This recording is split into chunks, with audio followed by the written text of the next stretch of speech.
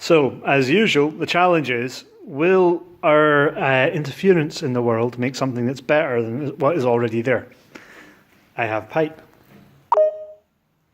Yeah, lots of pipe. I can make noises with the pipe.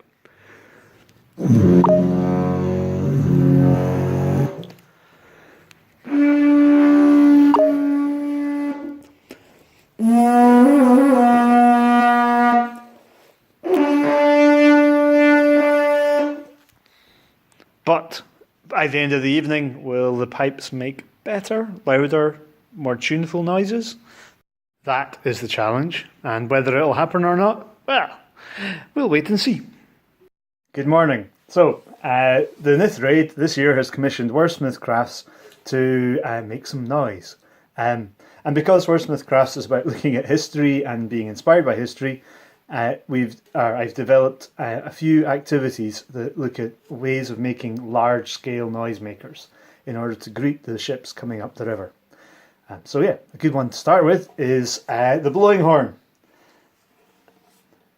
This is generally a cow horn that has been hollowed out because it grows that way on a cow.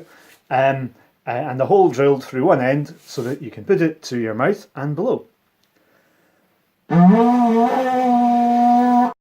Dead easy. The shape of the horn amplifies the vibration that comes from your mouth and makes it travel across far distances. It is not nearly as spectacular. Well, because it takes a long time for a cow to grow a horn, and not even the salty coo can manage that in the time available, there is a cardboard one that is made roughly the same sort of way. Larger aperture.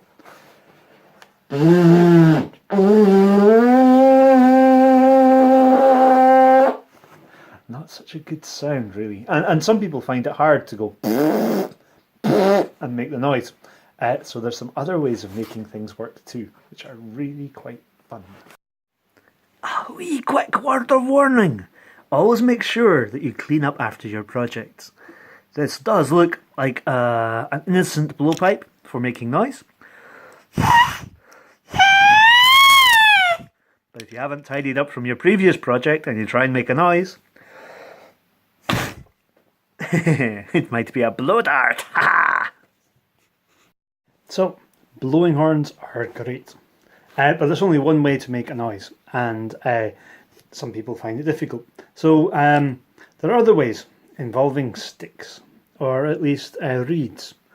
And if you get a reed and you cut it, it can be seen here.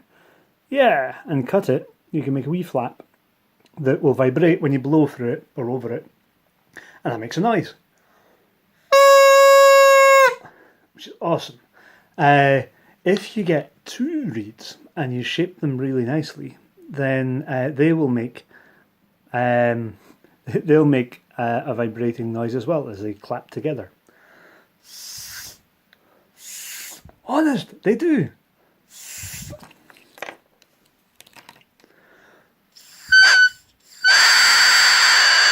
Yeah, it does sound like being throttled, and that's because the air is being throttled. But you can make the sound nicer, more rounded, and you can use different materials. These are reeds because you find them growing around the place. But nowadays, you find other things growing around the place, like these straws. Growing is technically not the right word, but they're an easy to find material. So you can get a piece, cut it, squish it a little, and blow.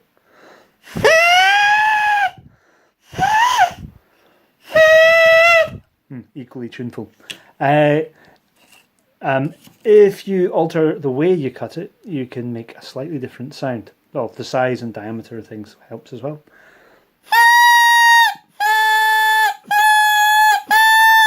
As well as how hard you blow it. All sorts of different varieties. You could even try making the fancy single reed as well. Although this one doesn't blow as easily.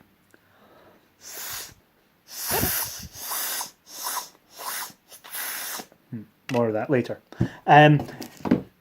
Once you've got your vibration, then you want to adapt it.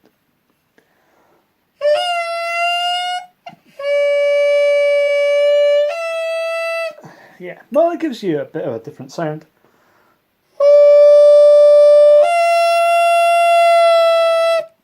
If you put a pipe and then put a cone on the end, then that will help direct and amplify the sound as well. All these reeds are historically inspired, and if you look back to the 8th century in Ireland, you can find wooden pipes that have been made and have got a hole in the end of them, which is just about the right size for putting a reed in. Well, more like that perhaps, which is great.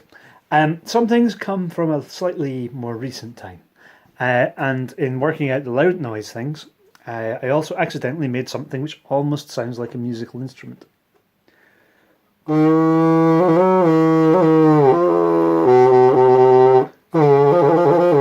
This is a membranophone because it's got a membrane and that vibrates, which makes the sound phone.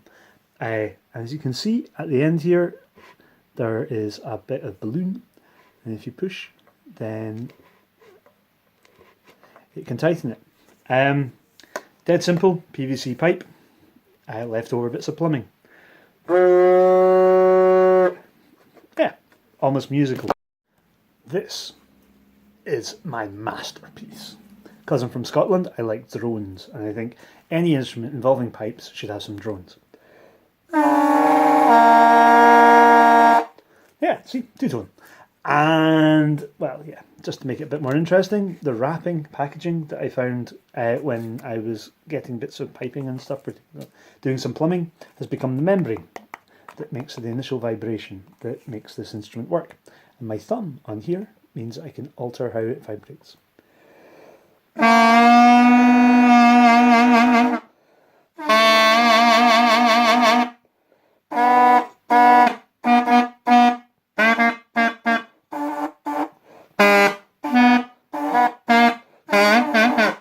Yeah, see, all that time watching Thrompton as a kid wasn't wasted. I can now make excellent music.